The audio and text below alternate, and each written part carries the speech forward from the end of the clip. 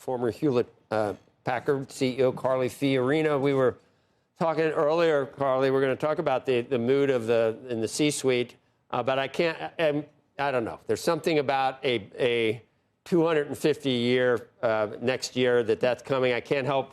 I remember the bicentennial, and I almost forgot the most important thing that happened that year, Carly. The Reds swept the Yankees. Do you remember that? It was a back-to-back World Series. But do you want to talk about the C-suite, or do you want to talk about next year? This is, as someone that just loves this country so much, that's going to be a great year for us. And I hope we can, put some of this other stuff behind us and all just celebrate what it means to live on the greatest country that the world has ever seen. Well, hear, Joe. And by the way, I will talk about both the C-suite and the semi-quincentennial, 250 years next year, because the C-suite should be intimately involved. In fact, I'm here at Colonial Williamsburg with 600 people all engaged in making sure that this semi-quincentennial is a huge success. Of course, we have representatives of the White House. We have representatives from all across America. We have corporate representatives here, because you're right. We must acknowledge that 250 years ago, with the signing of the Declaration of Independence, the greatest nation on the face of the earth was born. And we also have to remember that this is the only nation in human history that was founded not on ethnicity, not on territory, not on religion, but on ideas, ideals, and a system of government. And so when we don't know as a nation who we come from, what we come from, where we come from, what those ideas, ideals, and principles and systems of government are, then we don't know why we're Americans, quite literally. And so this semi-quincentennial is an opportunity, of course, for parades and fireworks and wonderful celebrations, but it's also an opportunity for civic renewal, for national reflection, for remembering that while we have always had differences, that we are all Americans, and that e pluribus unum, out of many one, is our highest ambition, because we all believe in the idea of equality and individual liberty before God.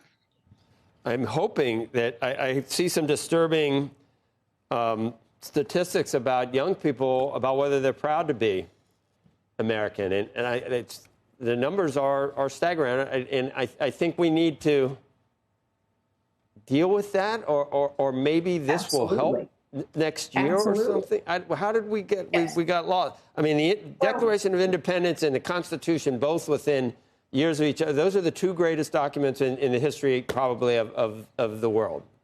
Yes, absolutely. And so a big piece of this, Joe, thank you for bringing that up. I took this responsibility on several years ago. And in fact, the American Revolution Commission here in Virginia, which is the birthplace of the nation, our principal objective is education. And that's because of exactly what you said. We really stopped teaching civics decades ago, and we need to teach it again, because the reason people don't know if they're proud to be Americans, remember, if you don't know what America is, if you don't know those ideas and those ideals and why the Declaration of Independence begins as it does, we hold these truths to be self-evident, that all men are created equal, and how the Constitution was written, and why we have three branches of government. If you don't know that, then how can you be proud to be an American? You just feel like all we are is divided over the daily tick-tock of news headlines. We've always been divided. We've always been fractious and restless, including during the Revolution, but we also have always come together around those core ideas and ideals, including, by the way, intellectual property, private property. Those were enshrined in the Constitution. It's no accident. This is the most powerful, innovative economy on the face of the earth, because liberty and risk-taking go hand in hand. But it was never like that prior, or a lot of places it wasn't. Just private property and being able to benefit from an invention that you had. You had to have a backer above you, and you didn't own anything.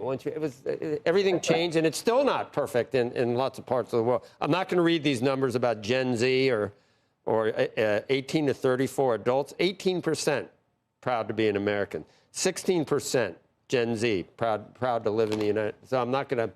Let's get to what we were going to talk about, and that is the mood.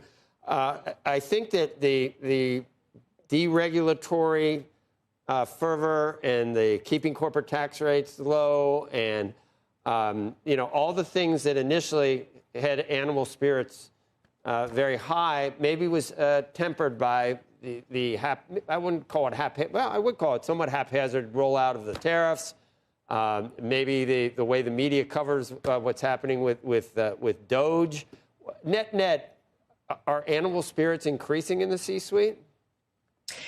Well, look, first of all, I think, yes, absolutely. There's great enthusiasm for a deregulatory push, and there's great enthusiasm for keeping corporate tax rates low. And I think the C-suite absolutely acknowledges that tariffs are a useful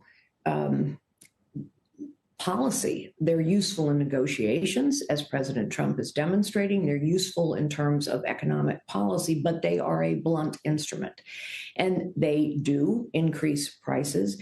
But I think, Joe, you put your finger on it. Business doesn't like uncertainty. They like to know what are the rules we're playing by. And so right now, I think there is uncertainty about which tariffs, when, how much. I think generally speaking, there is great enthusiasm, and you see that, I think, in earnings reports, but uncertainty is beginning to weigh. I'll just tell you a very short little story. It's not the C-suite, but it's indicative. My neighborhood florist, small business owner, and I was in there the other day, and she said, Carly, I get my flowers, a lot of them from Mexico. I get them from Colombia. I get them from Guatemala. I don't know if the prices are going up by 25%, so I'm pausing. And I think that's what happens. When people are uncertain, they pause. Yeah.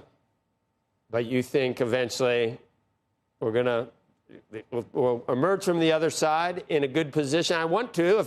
We don't want to be in a bad mood in 2026. What's it called? I got it because now what's it called? The semi-quincentennial. You have to practice for at least a year. I did semi-quincentennial. 250. Semi-quincentennial. Well, I think listening to you, we got the right person for this, and I don't know. Let us know if we can do anything. It depresses me when I think that people don't. Here's how you tell, honestly. The more CNBC and other great places where the C-suite watches and listens talks about this, the better. This is our country, yep. All of our country, and business has played and will play a big part. The more people know about this, the better. And it's the only way we can educate our young people that despite our faults, despite our failings, this is the greatest country in the history of the world.